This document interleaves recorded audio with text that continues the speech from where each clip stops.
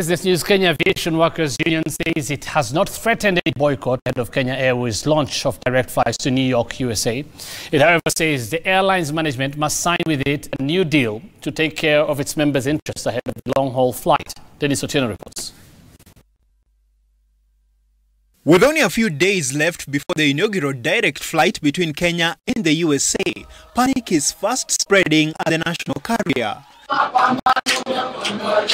The Kenya Aviation Workers Union insists it has no intentions of a boycott.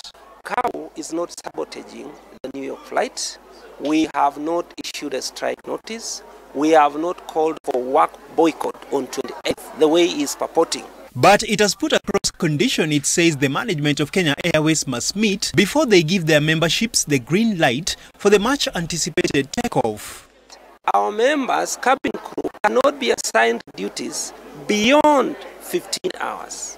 New York flight obviously is beyond 15 hours. Proposing some rest facilities on board, is proposing between 9 and 11 cabin crew, and then is proposing 5,000 shillings for extension of duty allowance for every 1 hour, extended beyond 15 hours.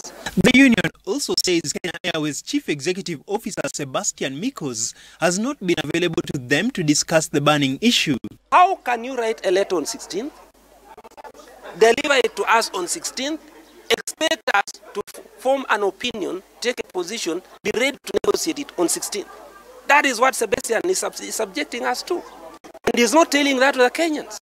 The union says it has no plans of disrupting the direct US flights, but maintains the CBA must be concluded in order to motivate and encourage the airline staff.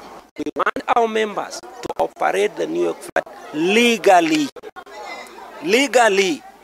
because as it is today, he lacks the instruments to deploy them on that flight.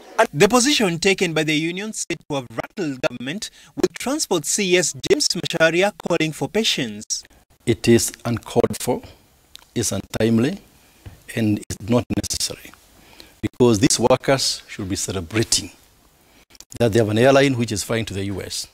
In a letter dated October 22nd, KQ CEO had intimated that the union was planning a boycott to thwart the planned Sunday historic takeoff. Sebastian Mikos insisting that he was only available to sit down with the union over a new CBA once he gets out of his to-do list the initial flight to New York City.